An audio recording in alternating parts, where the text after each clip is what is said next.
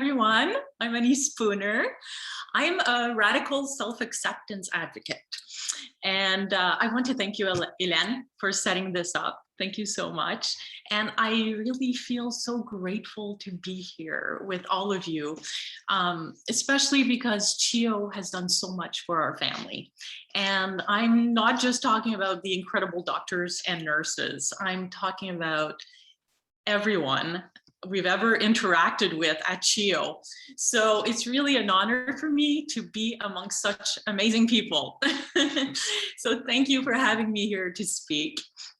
So throughout, please feel free to ask me any questions. And you can, like Hélène said, you can put them in the chat or you can unmute yourself and ask me directly. So my favorite part of doing speaking is to interact with people. So, and if you haven't done so yet, can you please grab a pen and paper? And this is just to do something personal that you don't have to share with anyone. So I'm going to start with how I came about radically accepting myself. And for that, I have to start from the beginning. So when I was little, I believed very, very strongly that I was a princess, which is a strange thing to admit here because I'm a feminist, but I was 3, okay? So I had proof of this. My mother had read me a story, a fairy tale about a lost princess that was found because the royal mark was discovered on her body. Of course, it was none other than a strawberry birthmark. So when I was little, I felt so special. Like at any time, someone would discover that I was really royalty. So let me tell you that believing this fairy tale came to a crashing halt when, right before my 4th birthday, I went through an experimental tattooing of my whole birthmark and spent 2 weeks in a straitjacket at the hospital.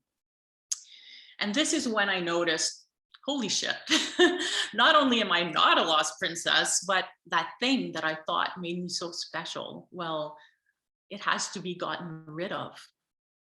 And then that message kept being repeated over and over in my life.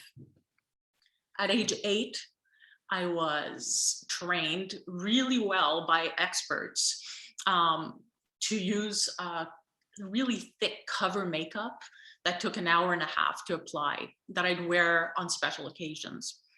A whole layer of white that I'd apply everywhere.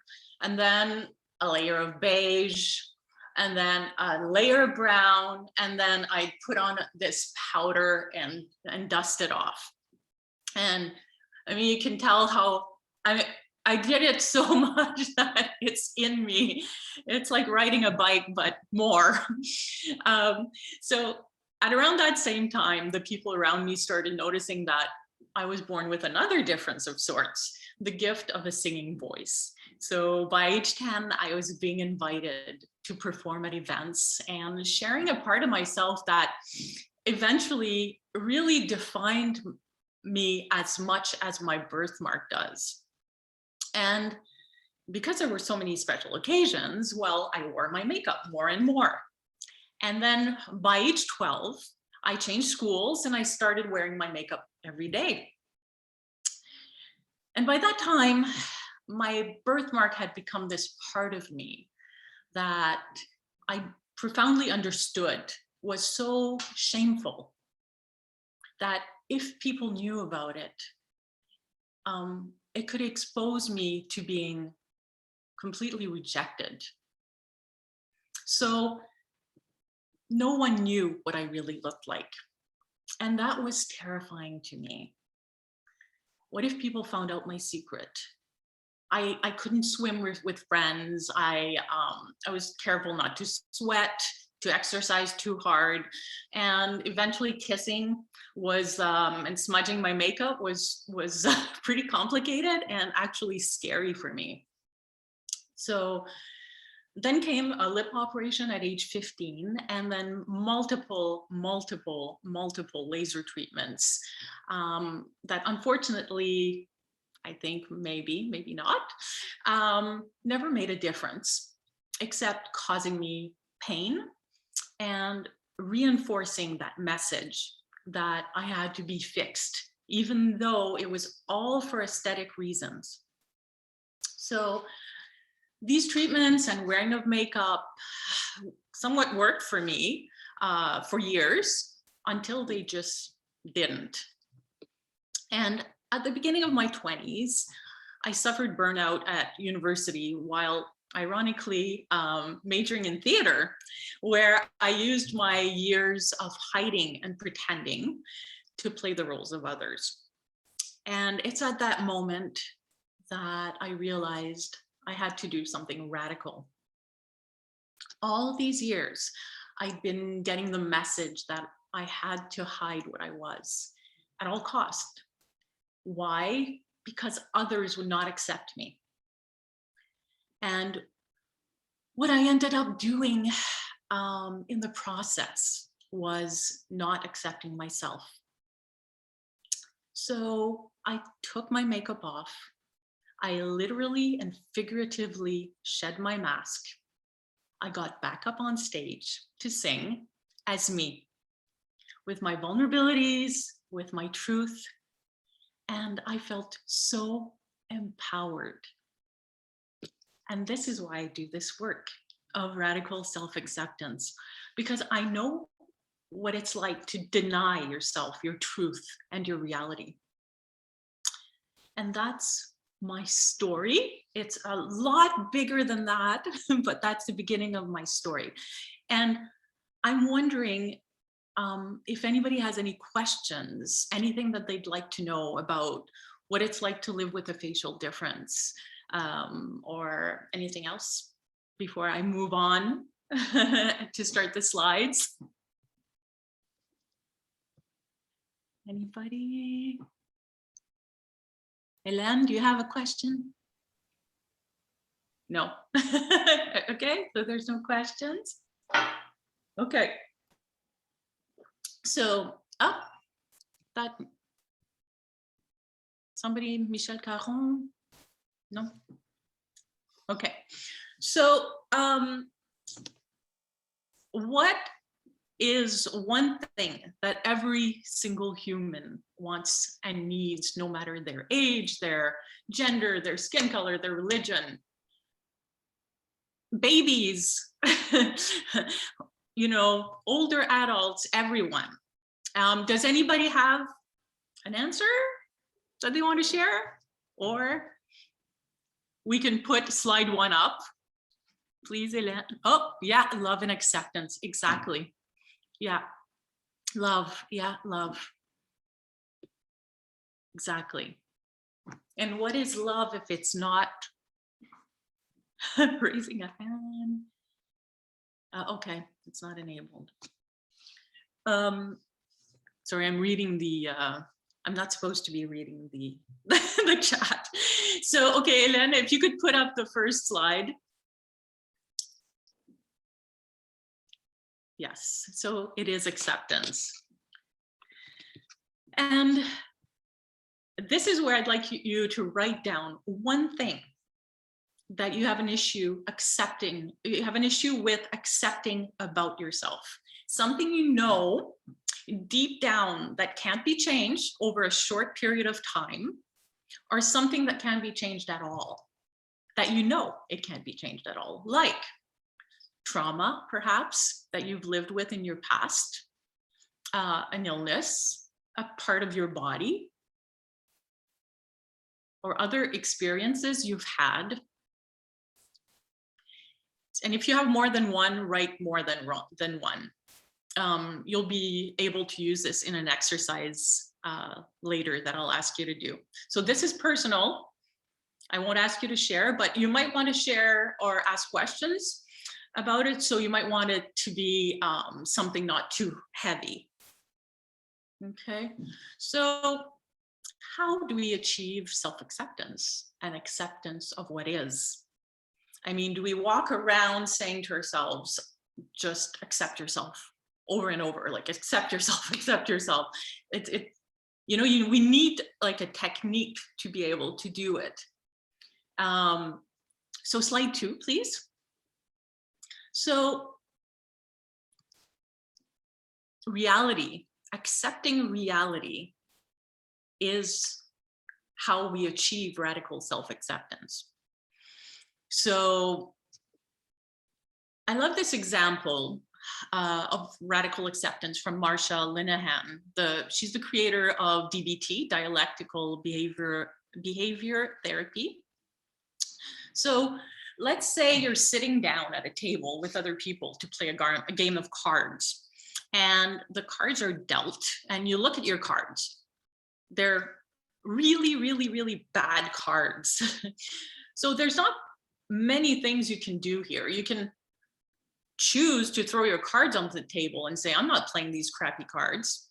Or you can play your cards, accepting the reality that they're not the cards you would have chosen and not the cards you would have wanted, but they're yours to play as best you can. So for me, as somebody who has a facial difference, who has ADD, who has an autoimmune disease, who has 2 rare syndromes, I fully and wholeheartedly accept these realities. These are part of me and my reality. It doesn't matter if I don't want it to be true. It's true, period. So slide 3, next. Does that mean I can't change things I don't like? No, it just means that I can't change things that are unchangeable. The only change I can make in this specific situation is acceptance. Only then I can make changes, because my mind isn't burdened with not accepting who I am. So I can finally focus on changing the things I can change in myself and the things I want to change outside of myself. And in my case, because I don't burden myself with judgment from other people, I don't ask myself, why me? I work on social change. I work on changing how people hopefully will interact with people who are not like them, who are a little different. So slide 4, please. So radical self-acceptance is looking at who you are, all of you, and accepting all of who you are. You don't have to love everything about yourself. You don't have to love everything you've done or you've said. Believe me, I blurt out stuff all the time that I don't want to say, and I feel shame around that. But then I go through my steps that I'll show you. So instead of fighting reality, you're not spending all your energy wishing that things were different, or complaining, or judging, or shaming yourself when you use radical self-acceptance. You're no longer fighting your own judgments and yourself. So it's also great to practice for not judging others, which is also really, really important. Validation of others. Hélène, are we good? I can't hear you. I can see your lips moving. Hang on. I just accidentally clicked. Oh, lots of slides. So we're at, okay. So, sorry, okay. So does anyone know what happens when we don't accept reality? You want to maybe answer in the chat, or what happens when we don't accept reality? I don't know if anybody's answering. Yeah, unhappy.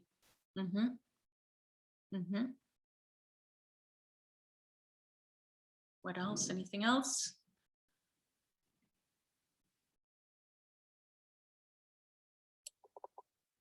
I think when, well, beyond being unhappy, I think it's like not feeling good Angry. in your own skin, right? Yeah. Yeah, exactly. Angry. Angry. And anger is not anger always hides other emotions. Always. There's another emotion under that anger. There's self-hatred in there, living in denial. Yeah, That exactly. Uh-huh.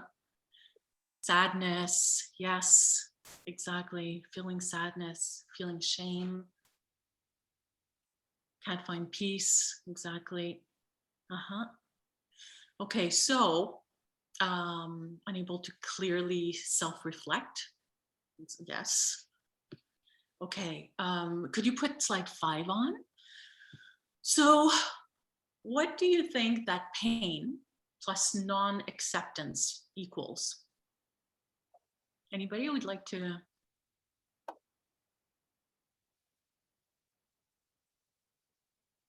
Pain, shame is a big one. Mm-hmm. Mm-hmm. Okay, and anger, depression, yes. And all of those things, can you put the next slide? All those things, hiding myself, yeah, is suffering. All of that is suffering. So what, next slide, please. What do you think that pain plus acceptance equals? Any thoughts? Pain plus acceptance equals freedom. Yeah. Uh-huh. Relief. We can feel it, in our bodies, peace, value, some level of equanimity. Yes. Happiness. Mm-hmm. Relief. Like I can breathe again. Yeah. Okay. So next slide. Change. All of that. When you have pain, you accept the reality of whatever caused you that pain. You can finally have change. Okay. So anybody have any questions? Okay, we'll just move to, oh, I do. Okay, go out. I'm just gonna do the last slide and then we're gonna get out of slide mode. So slide 9. So fighting reality only creates suffering, while pain is inevitable in life. Suffering is optional. Okay. Okay, if we could just get out of slide mode and then, yeah, any questions? Hello, Annie, and thank you for this presentation. So I was just curious, and it's going back to your story, not so much kind of what we've just discussed. And I'm just wondering if ever through kind of your childhood and your adolescence and into early adulthood, was there ever anyone there encouraging you to accept yourself? And kind of what was your response to that at the time? And in terms of how it brought you to living your best afterwards? I would say that a part of me was, I was encouraged to accept a lot of a lot of parts of me, but not so much my facial difference. And so the rest was, yes, go on stage and be yourself and be strong and answer for yourself when people come up to the table. So I was very much encouraged by my mother, especially. She was really awesome for that. But of course, she was very young. She was 23 when she had me, and she really followed doctor's advice to, have treatments done and all that. So I would say that the greatest help I had was my therapists. When I had my burnout, I went to a team of therapists. They were awesome. And they really, one of the first things they asked me is, what do you want? And I want to be me. Like, I don't know who I am at all. And that's what they supported me with. And then I kind of ran with that, frankly, and yeah, that's it. Anything else? Thank you. You're welcome. And there's not a lot of support, unfortunately, for people with facial differences. Not a lot of therapists have experience. I'm on the board of directors for About Face. It's our Canadian organization for people with facial differences, and they just lack a lot of specific support, for that. Okay. Anybody else have a question, or we continue? Okay, so I want to tell you another story because it really changed my life, and it had to do with radical acceptance. Not radical self-acceptance, but radical acceptance, which is pretty much, it kind of goes, it's the same, right? It's just radical self-acceptance can be a little harder, I think, than accepting other things. So, okay, I had 3 babies in 23 months. Yes, I had twins and another baby before them. So that means I spent most of my time changing diapers, lining up high chairs and feeding everyone, and giving every child a lot of attention, so that they felt love. And I'm just thinking of that time, and I'm feeling exhausted thinking about it. So of course I was exhausted, and on top of it, I had an undiagnosed autoimmune disease that was really, really hard on me. So I was literally dragging myself. So my partner and I had decided that being really sensitive people ourselves, we wanted to have a family bed. And so every day at 6 p.m. I start the bedtime routine with the babies. We do a bath, all 3 of them together, and I'd read them a story. And being completely burnt, I'd want them all to fall asleep really, really quickly. So I'd have a little bit of time to myself. So in bed, I'd do this rotation. It helped them fall asleep. So I'd put one baby here, and the biggest one would be able to crawl and lay on me. So I had my 3 babies, and I felt trapped, and I felt suffocated. And I'd wait really, really impatiently for them to fall asleep. So I could just have a half hour before I passed out, just to myself.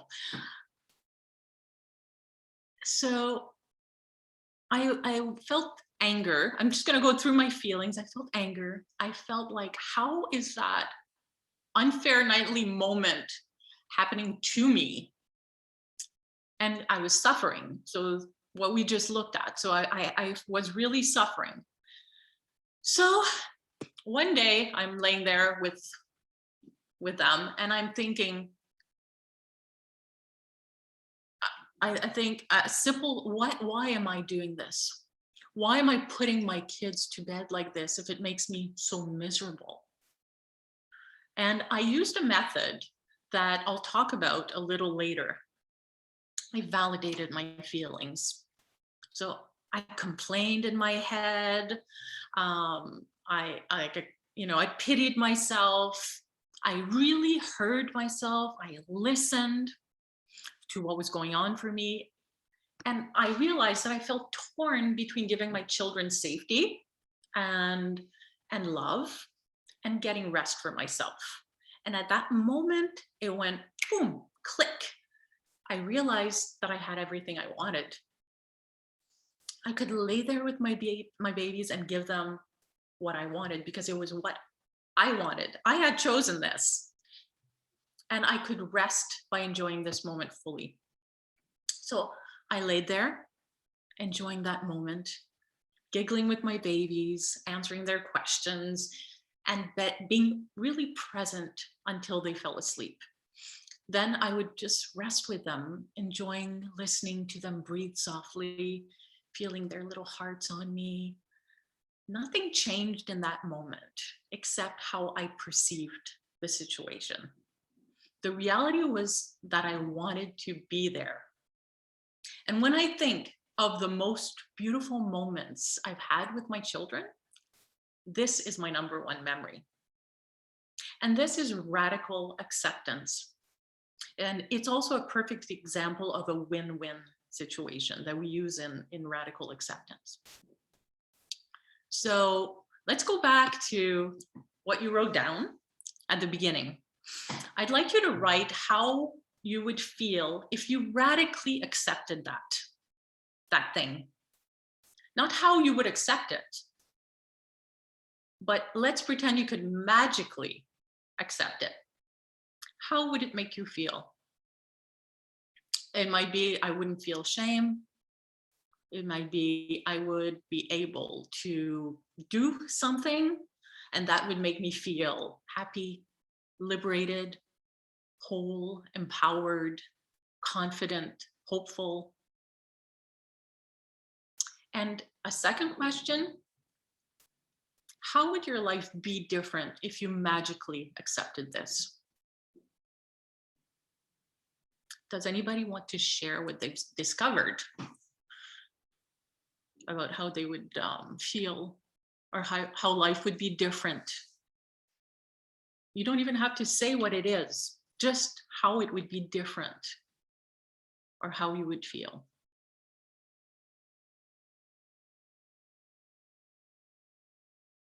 At peace. Mhm.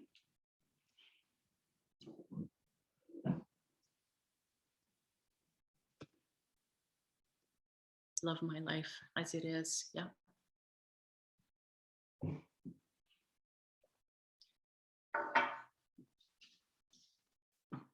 Okay. Lighter. Mm-hmm. Mm-hmm.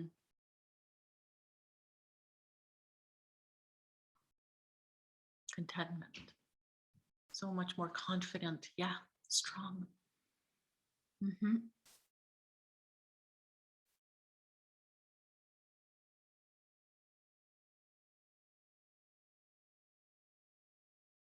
Less worry. Mm-hmm. Satisfaction. Mm.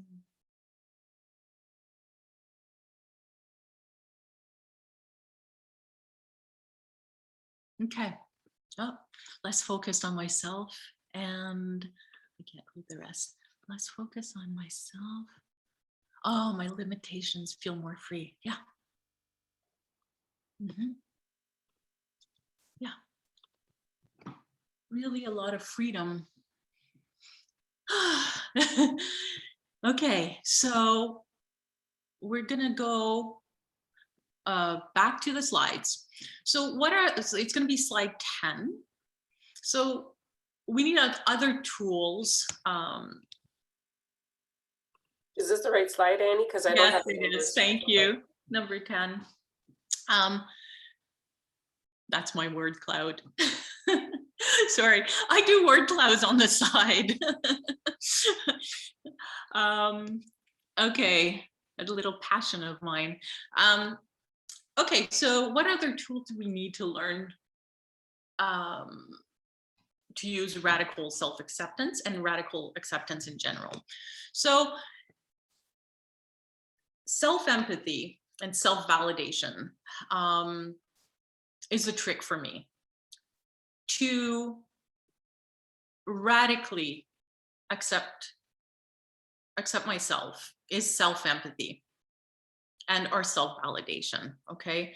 Without judgment.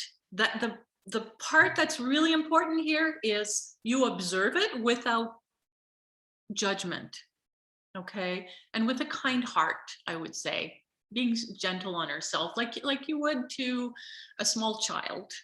You know, you'd be kind and you'd listen and you'd care.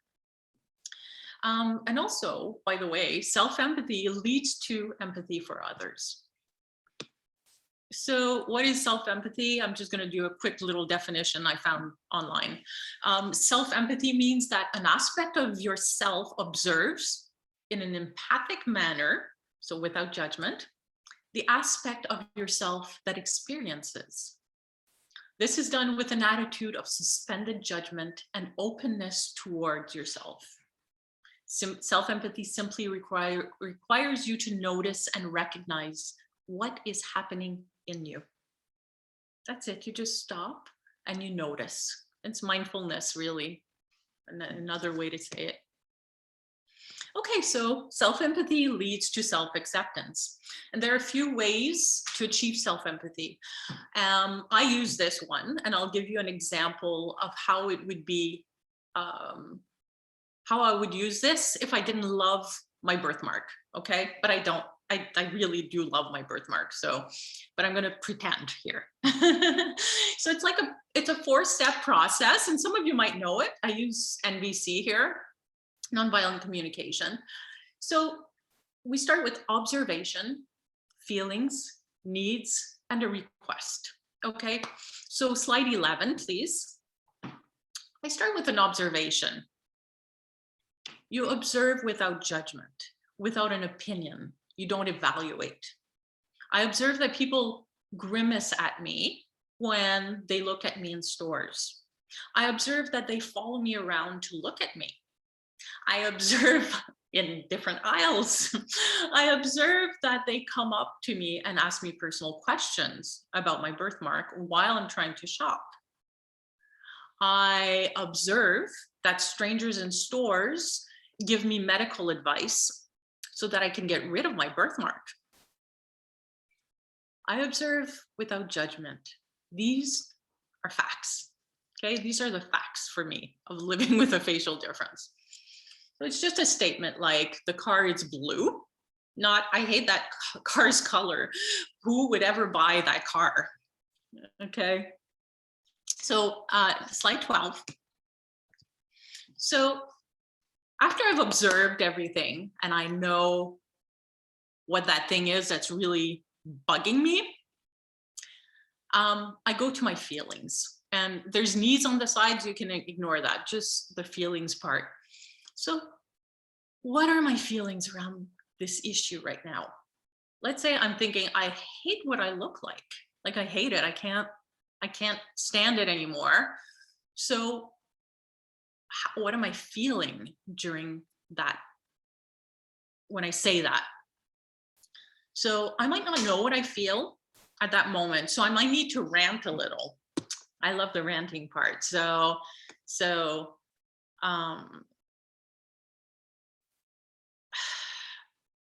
there's nothing wrong with, okay, so I'm just gonna try to rant, sorry. You know, I'm so tired of people coming up to me in stores and giving me their opinions, like, don't they think that I already know what to do? I wish I could just shop. I wish I didn't have to get out of my body. Okay, so the ranting is good, but you don't want to get stuck in ranting. You want to move past the ranting because the ranting is causing pain and judgment of others, judgment of yourself. There's shame involved. Okay, so we want to move past the pain. Okay, so what are my feelings now around this? Does anybody want to take a guess when I've said, why do I have to be born like this? Or I hate what I look like. Why me? Anybody can, don't go in the needs. Those are the needs in the gray, you go in the colored ones. Just the feelings right now. What am I feeling? Resentful. Yep. Frustrated. Aggravated.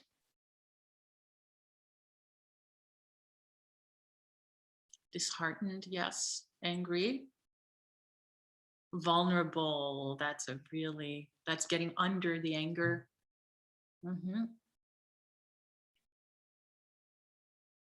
Loving, I thought, rejected, not loved. Okay, And rejected is not,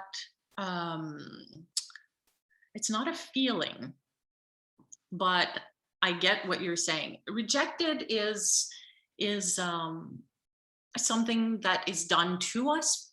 Our own feeling is what I'm talking about. But I get where you're saying with that. So yeah, I feel sad. I feel worried of being rejected. I feel vulnerable. I feel ashamed. I feel self-conscious. So when I go through my list of feelings, the trick is to feel each word inside of me. Like each word has a different weight to it. And that's how I know what actual feeling that needs to be looked at is the most important right now. So I'm just going to choose that I feel worried because I'm worried about being rejected, okay, or not accepted. So I feel worried, and that word is heavy inside of me. So slide 13, we go to needs. Can you change the slide? Yeah, thanks. Thanks, Julianne. Okay, so now I know what I'm feeling. I'm feeling worried. I have a birthmark, and people notice that people notice, and that makes me feel worried because I might not be accepted as I am. So what are the needs attached to this feeling? Could somebody look at the needs list and guess what I might need?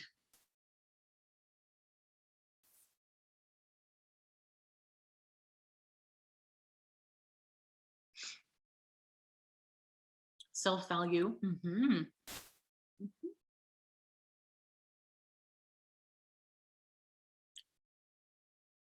Compassion. Yes.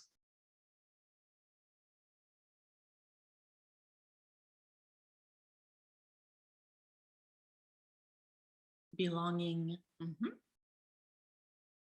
Kindness.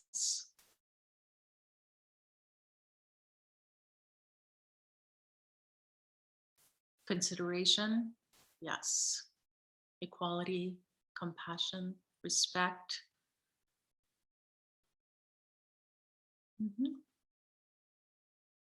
Okay. I think that's everyone. So yes, I have a need for compassion, for acceptance, for community. I want to be a part of something. I don't want to be excluded, right? And inclusion. So I also have a need for authenticity. I don't know if all those are on there. I'm very much used to doing this work, and that might not be a full list. You can get the full list on like NVC site. So I have a need for authenticity, being myself. Okay, so now I know what I need. Annie, Yes. what is NVC? NVC, nonviolent communication. Okay. Yes. So if you need more if you want those lists, they'll have them there. They're awesome. I'm trained in NVC. It's because I love NVC because unlike DBT, it's quite simple. It's just this step, this step, this step, and I can get to my emotion within 2 minutes. I can know what I need and I can do something about it. So I really love this technique. I don't get stuck, you know? And I even used it before this. I was like, oh, I'm feeling nervous. Huh, okay, I'm noticing that I'm feeling nervous. So that's my observation. And I go, okay, I'm feeling nervous. What do I need? Okay, I need confidence. I need trust. And it's all about me all the time, right? It's never about what somebody else is going to give me. Okay, and I went through, I need trust. I need compassion right now. I need self-empathy. And I went, okay, what's my most important need? Confidence. How am I going to get my confidence when I'm feeling nervous? I'm going to remember everything that I've done. Oh, I'm very well prepared. I've done presentations like this a lot of times, my whole life. I know what I'm talking about. I'm talking about my own experience, so nobody can judge me on this. Okay, boom, gone. I'm okay. I'm not nervous anymore. I'm not stuck in this like, in pain, in suffering. Okay, so now we know the needs. And I'll say, I need compassion. And though what I might want is compassion from others, since I can't force anyone to give me compassion, the compassion that I desperately need, I take action. Okay. So for compassion, well, I just went through what I would do. Okay, so I would make a request. I'm going to go through it. So it's slide 14. So this is the last step. Okay, so we went through observation, feelings, needs, and then I make a request of myself. On rare occasions, you can make a request of somebody else, but you can never expect somebody to fill your need. They might not want to. They might not be able to, because they might not be in a place where they have the empathy to give you what you need. And that's why you find, you have a partner and they don't want to spend time with you. And you need connection. You need relationship and closeness. So you can go and get that somewhere else. Okay, so yes, we're going to stay on request here. So this is the last step. I make a request. So I feel worried. I need compassion. And I'm going to be extremely detailed and precise with my request of myself. Okay, so it's give myself compassion. So I'm going to give myself compassion. This is how I'm choosing to solve this issue. I'm going to give myself compassion and daily practice of hearing my complaints around what I have to go through and live with because I have a facial difference. I'll say, I hear you, Annie. I know it's hard for you. I'm here to validate you and validate your feelings. Okay, so I'm going to hear myself. If I don't validate my pain, I can't get over my pain. So I give myself compassion, and now I'm free. I feel light. I hear myself. I don't actually need anyone else to hear me. I can go out there in the world and take all the comments and the intrusive stares because I was heard. And I heard my pain instead of continuing to suffer. So now I have tons of mental energy to put on things that are important to me instead of fighting reality. So be kind to yourself in the face of your pain. Pain is part of our common human experience. It's supposed to be happening. It's just so you don't need to suffer, to continue to suffer. Okay, we're going to exit the slides. Would anyone want to share a simple issue maybe and practice with my support on using observation, feelings, needs, and request? And if you want to look this up too, know more about it, you can look up NVC, Nonviolent Communication. But does anybody have like a little something they'd like to? We will need to ensure we are, well, oh, by one. Oh my goodness, yes. Okay, we're almost done. We're almost done. Thank you, thank you. I'm your little timekeeper. I didn't mean for you to read it out loud, but I just didn't know how much you had left to present. It's okay, no, it's good time. I need to follow time here. Okay. So if there's nobody who wants to try the exercise, then next slide is slide 15. And there's one more thing that I use a lot to achieve radical self-acceptance, and that's letting go of self-judgment.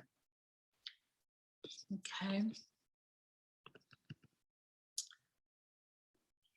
I can't say that I've achieved being able to stop judgment completely, but I do try to use the skills we just went through, and self-empathy to stop judgment, and consequent shame.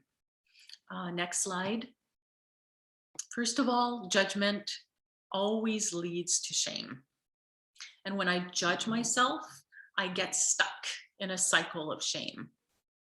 And everything I've said today applies to everybody else. If I judge others, they will feel shame. They will always feel shame if you judge someone else. If you tell them you should have done this, they will feel shame. And if they're not too in tune with that shame, it might come out as anger. So if we can learn to stop judging ourselves, we might be able to stop judging others also. So how do I achieve non-judgment? I notice the suffering that judgment is causing. I notice my language, like the word should, actually. That is a big one. So I should be able to sit through this talk, even if I have a migraine. That's a judgment. Then comes the shame. Wow, what are people going to think that if I leave? Or I should be able to ignore this pain, right? So all the shame comes from judgment and invalidation. Self-judgment or judgment from others. So being invalidated causes shame. So notice the judgment, then validate your pain, give yourself self-empathy. You can go through the steps. Go through how you're feeling when you judge yourself, then find what you really need instead of judgment. What is your need? And in the case of the headache, you would need to validate that you're in pain right now. And then you choose to make a request of yourself. Well, I need to get out of here. I need to take care of myself. I need healing. I have a need for healing. If not, if you have more of a need for connection, you can stay here. But you need to know, you need to acknowledge that feeling so that, and then your need to know what you need to do. Okay. And next slide. So in conclusion, radically accepting ourselves is absolutely not easy, because it means accepting ourselves with our heart and our mind, like our rational self and our emotional self. But the rewards, of course, of doing this is that we can grow and we can change instead of being stuck in suffering. And that's it. That's my presentation. Thank you so much, Hélène, for your incredible work and making these talks happen. I'm sure everybody appreciates them so much. And thank you, everyone, for participating. I appreciate having you here today. And I'm wondering if anybody has any questions.